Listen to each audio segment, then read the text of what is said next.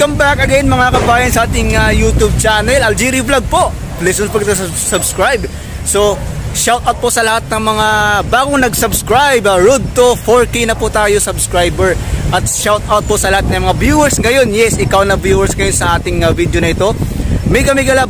Shout out po sa ilang bonggang-bongga sir at ma'am. At shout out sa lahat ng mga OFW, sa lahat ng mga immigrants, mga kababayan ng Pilipino dyan na patuloy pa rin tumatangkilik sa Algeria Vlog at sa lahat-lahat ng project ng ating government.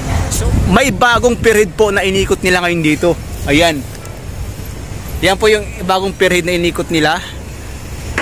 Ayan. Yan po. Abangan nyo po ang ating drone shot dyan mga kabayan. Abangan nyo po yung ating drone shot. So, ito na po. Hindi po patagalin pa. Ito po yung ating latest na update. September 4, 2021. Tara po. Let's go. Subscribe Algeria Vlog. Mga kababayan, welcome back ulit sa ating YouTube channel. Ngayon po ay narito sa NLEX Isles Monitor sa Blooming Treat po, no? Kung saan nga po ay inikot na nga po itong pangatlong pairheads dito. Ayan po, pangatlong pairheads. Yun po yung nakaraang araw inikot po. Sa gitna, ito, yung pangalawa. Ayan, pangatlo po yan, habang pa natin tunggalan nila ikutin yan mga kabayan. At ito rin po, ayan, inikot na po nila. So hindi pa natin nakakuha na ng actual footage yan mga kabayan. So ayan po, medyo late po tayo. So ito po yung ating update, no?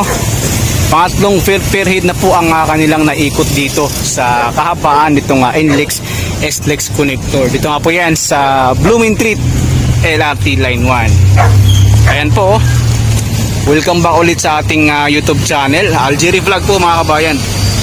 Ayan, no?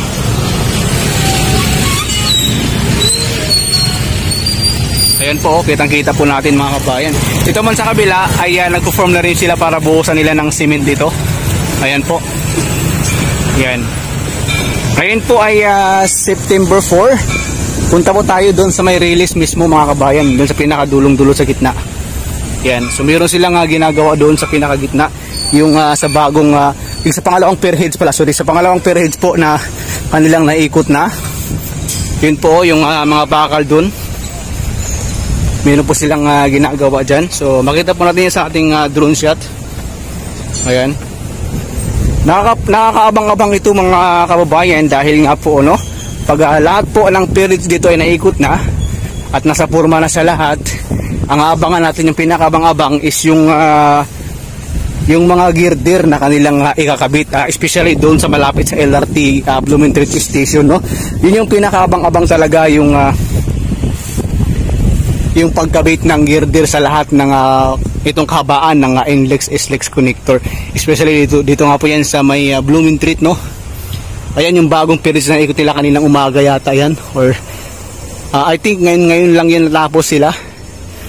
Ayan po mga kabayan, no, bagong ikot na pairheads.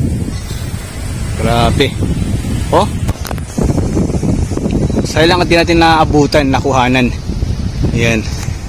So meron silang ginagawa dyan. Ayan po yung pangalawang pairheads na naikot nila. Ayan, na-rotate po nila. Ayan, so far yan po yung ginagawa nila ngayon sa kasalukuyan. Ayan. Yun naman yung pangalawang pairheads. Ayan. Andun naman yung Blooming Treat LRT station po. Papunta po siya ng Sulis. And also this way po, papunta po siya ng Santa Mesa, Espanya, Manila. At Pandacan. Ayan. Ayan po, kitang-kita po natin mga kabayan. So ito na po yung ating drone shot. Papakita ko po sa inyo mga kabayan yung ating drone shot dito. Nga po yan sa NLEX SLEX connector sa Blooming Treat po, LRT Line 1. Let's go!